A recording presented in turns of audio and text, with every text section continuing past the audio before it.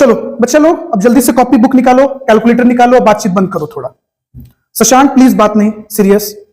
तो आइए बच्चे आज हम लोग लॉन्ग क्वेश्चन सॉल्व करेंगे। तो स्टडी मटेरियल निकालिए और जो बच्चे ऑनलाइन पढ़ रहे हैं प्लीज वो स्क्रीन पे देखिएगा, क्वेश्चन कास्ट कर दिया जाएगा, स्क्रीन पे आपको क्वेश्चन विजिबल है।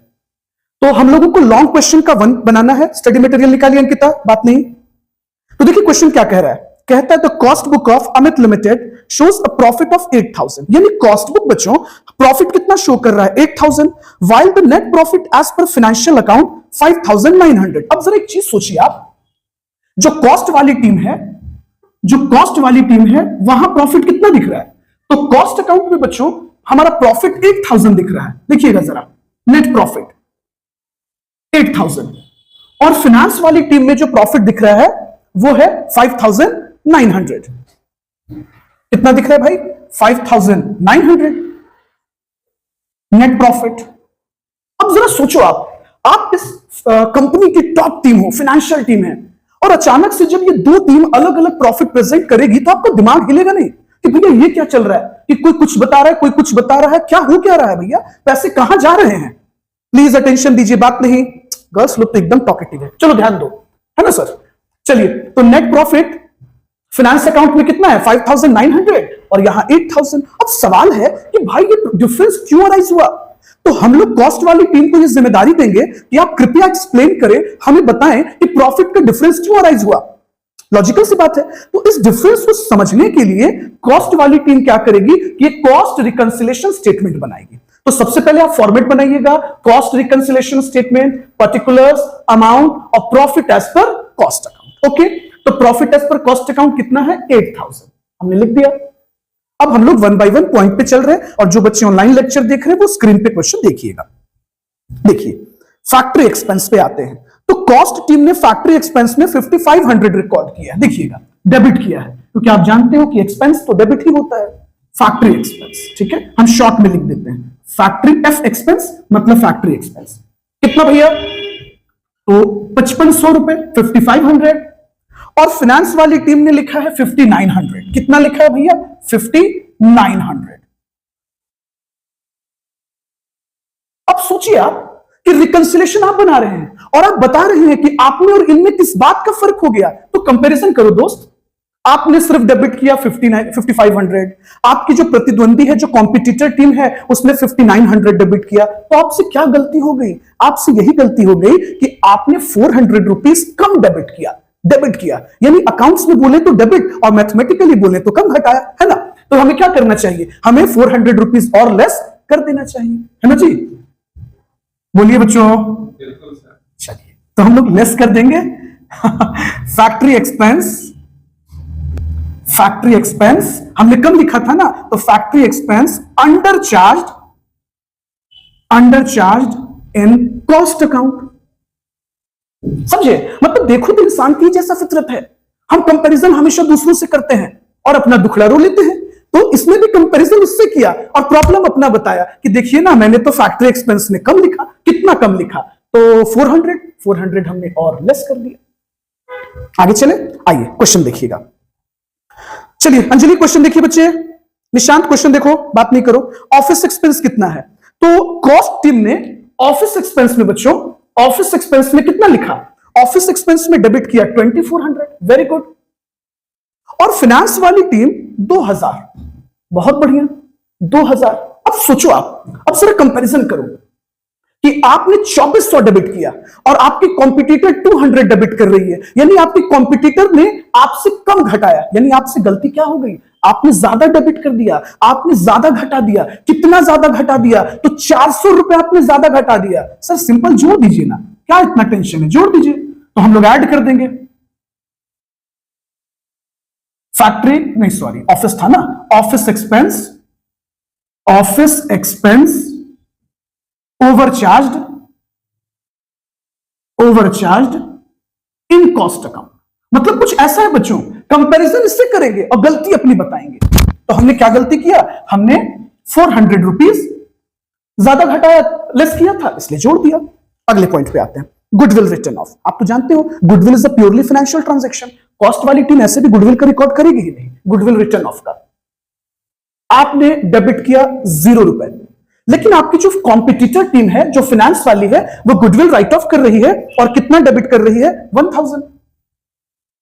अब सोचिए आप कि इन्होंने 1000 घटाया और आपने कुछ भी नहीं घटाया, आपने कुछ भी नहीं डेबिट किया, तो क्यों ना हम 1000 लेस कर दें? हां सर, बिल्कुल लेस कर दीजिए। क्या लिख देंगे? लिख देंगे goodwill return of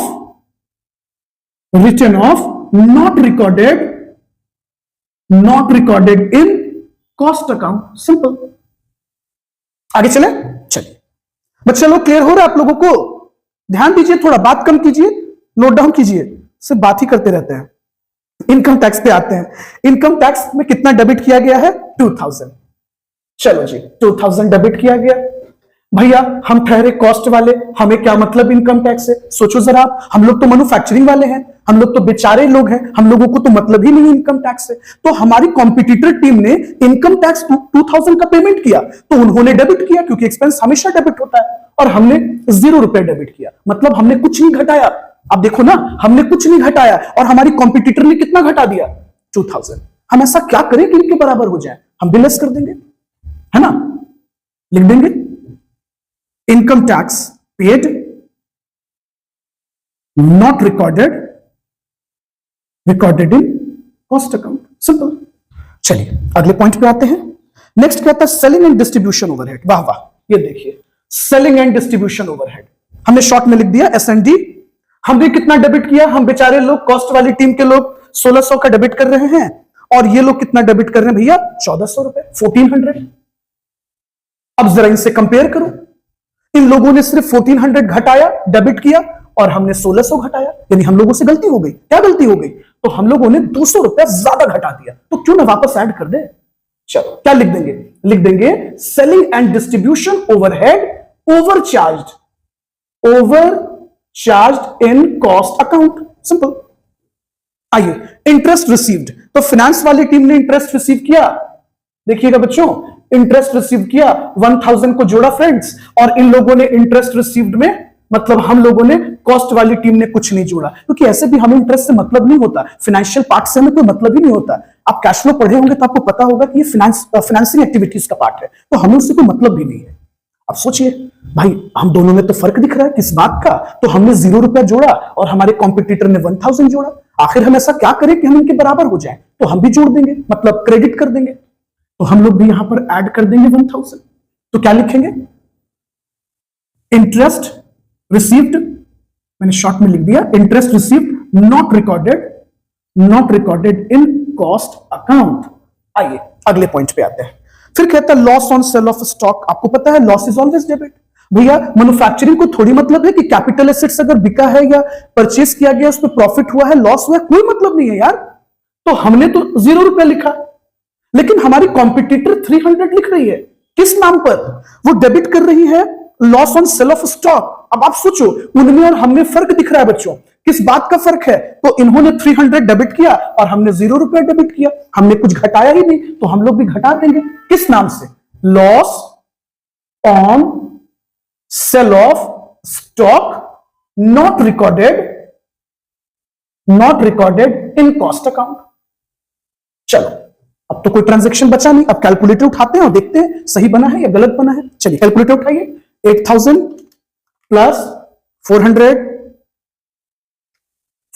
plus 200 plus 1000। चलिए अब क्या करते हैं, इसको लेस कर लेते हैं। माइनस 400, फिर 1000, 2000 और 300, ये आ रहा है 5900। हाँ सर, मैच कर गया। Profit as per finance account 5900। अब तुम एग्जाम में ही अपने दिल एंजॉय करो इस बात को लेकर के क्वेश्चन तुम्हारा सही है, किसी से पूछना भी नहीं पड़ेगा, बाद में आके मिलाना भी नहीं पड़ेगा, उसी पॉइंट पे क्लियर हो जाएगा कि ये सही था।